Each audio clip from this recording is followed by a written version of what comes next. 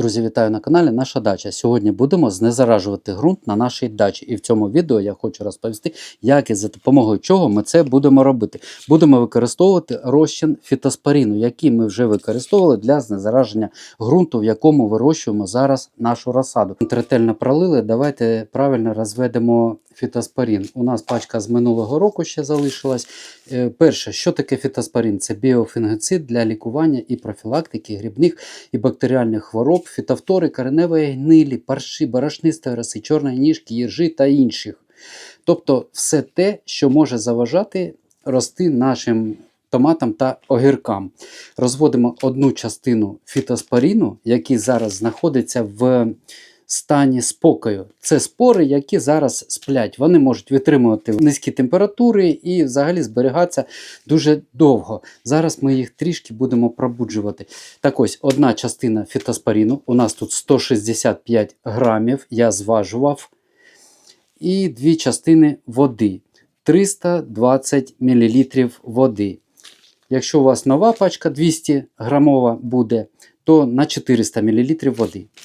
Я думаю, це дуже легко запам'ятати. Все, препарат розведений згідно інструкції 1 до 2. Робочий розчин, який ми отримали для знезараження ґрунту, для обробки субстрату, ми використовуємо 15-20 мл готового розчину на 10 літрів води. І ось ці 10 літрів води виливаємо з лийки на 1 квадратний метр.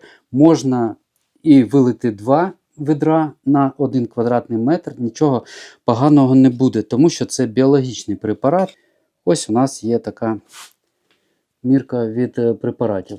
Водичку я приготував, вода у нас холодна, і взагалі хочу сказати, друзі, що це біопрепарат, тому краще, звісно, і швидше він почне працювати, якщо вже буде прогріта і поверхня ґрунту, і ґрунт на глибині, де ми будемо зараз закопувати цей препарат. Ми це робимо в березні, тому що саме зараз будемо проводити перекопування сидератів наших, але якщо ви цим будете займатися наприкінці квітня чи в травні, це ще краще буде, тому що одразу проснуться спори, які зараз у нас вони будуть спати ще. Ми їх закопаємо, а вони ще не прокинуться. Чому? Тому що ще прохолодно для них. Вони прокинуться, коли ґрунт вже так устойчиво прогріється до плюс 10 і вище, а ще краще, плюс 15, плюс 20 градусів. Ось тоді наші спори, тобто ми працюємо з відтермінуванням. Поки ось цей розчин працювати ще як потрібно не буде, він буде знаходитися там в ґрунті і чекати свого часу. Виливаємо це все і давайте пролиємо. Звісно, ніякої точності тут неможливо вираховувати. Можна, звісно, розмітити якось по квадратах, але навіщо? Передозування кількості препарату взагалі не несе ніякої загрози ґрунту. Ось так ретельно проливаємо, не шкодуючи, тому що чим більше спор ми зараз поселимо в ґрунті, тим краще потім вони будуть працювати. І все, що залишилось, це перекопати пролитий ґрунт. Що я хочу сказати, друзі?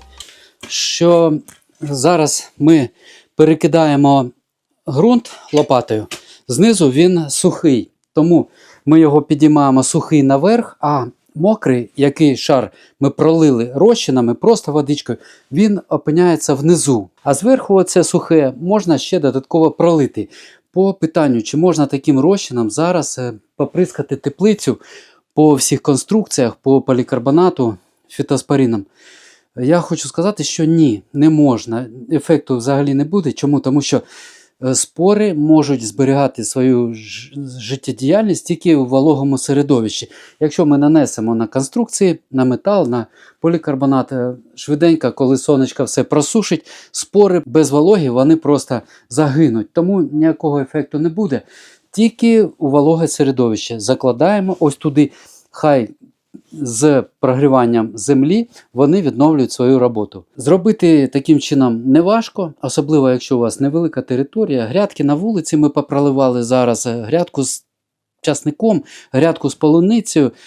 шкоди не буде, а коли прогріється ґрунт, буде тільки користь.